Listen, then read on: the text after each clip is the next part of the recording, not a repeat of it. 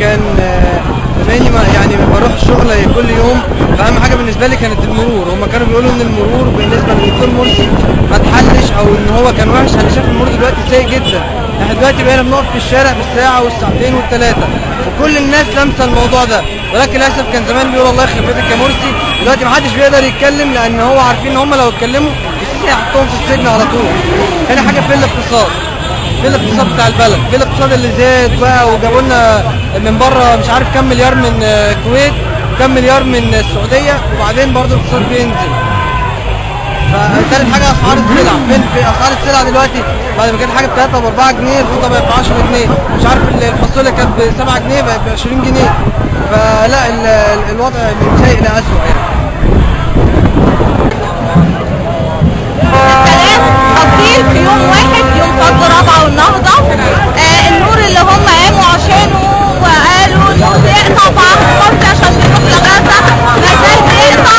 البنزين والسولار لسه شغال، لسه برضه البنزين والسولار نفس الطوابير اللي بتروح لغزه برضه راحت فين؟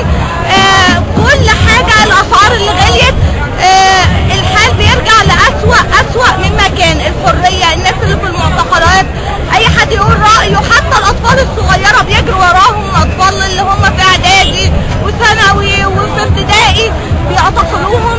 يعني رجعنا، احنا مش رجعنا 100 سنه، احنا رجعنا لعصر المماليك، احنا رجعنا اسوأ مما كان. هي دي دولة الظلم اللي احنا عايشين فيها. اما تقام دولة الحق ان شاء الله هنرجع للأحسن.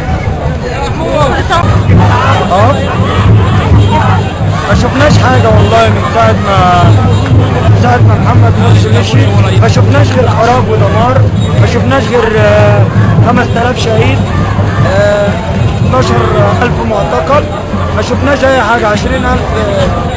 فيعني مش عارف الواحد يقول ايه بصراحة. ايه الانجاز اللي العصر يكون قدمه لك؟ نعم؟ ايه الانجاز اللي انت شايف العصر قدمه؟ ما قدمش حاجة، ما قدمش غير الخراب، ما قدملناش حاجة بس.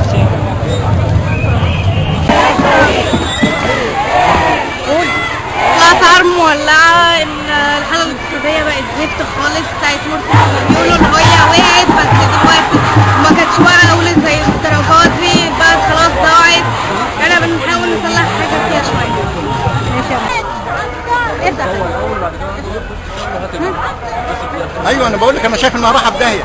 هو مفيش حكم عسكري بينجح، ما شفناش حكم عسكري بينجح سواء في دوله اسلاميه او دوله مش اسلاميه. بس يا ريت اقدر اقول لك حاجه اكتر من كده. 100 يوم من الفشل لمصر، من 100 يوم من التدهور الاقتصادي، 100 يوم من الفقر، زادوا مصر فقر.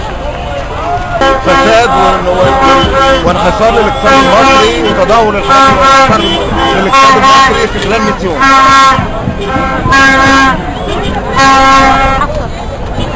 100 يوم من حكم مرسي، تحقيق لاهداف الثوره في خلال 100 يوم، وخلال سنه كامله ان الرئيس مرسي حقق اهداف الثوره كامله. لكن الفلول والحكم العسكري ما كانش بيديله فرصه يعمل اي تطوير في البلد. لكن حكم العسكر مش عارفين يعملوا اي حاجه خالص، واحتياط النقد بيقل، واقتصاد البلد في البنوك بيتدهور، والمعاشات والتموين، منظومه التموين اللي كان عملها الدكتور باسم عوده انهارت تماما.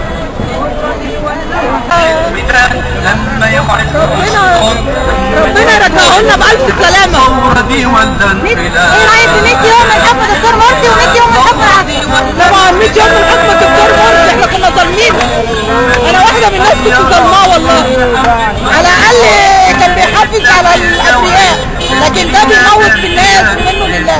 حسبي الله ونعم الوكيل دموي. بشرت الدكتور مرسي و100 يوم مرت على حكم العسكر. 100 يوم مرة على حكم العسكر كان يعتبر بالنسبة للبلد يعني البلد ما استفادتش بأي حاجة. ايه الجديد؟ ايه الجديد؟ خدنا ايه؟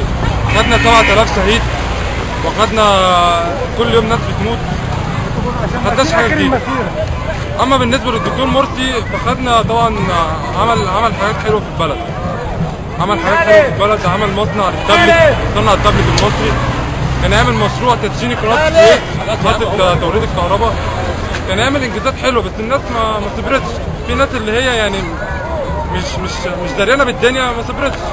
طبعا في فصيل معين، انا بتكلم على فصيل معين، ما بتكلمش يعني ما شاء الله. شوفي لو حضرتك بتنزلي المسارات، شوفي المسارات ما شاء الله عليها يعني. بس ده اللي انا اقدر اقوله.